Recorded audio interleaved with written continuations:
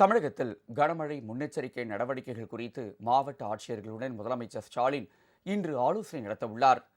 மலேசியாவின் மலாக்கா நீரிணை பகுதியில் உருவான சென்யார் புயல் தமிழகம் நோக்கி வரும் என எதிர்பார்க்கப்பட்ட நிலையில் இந்தோனேஷியாவில் கரையை கடந்தது.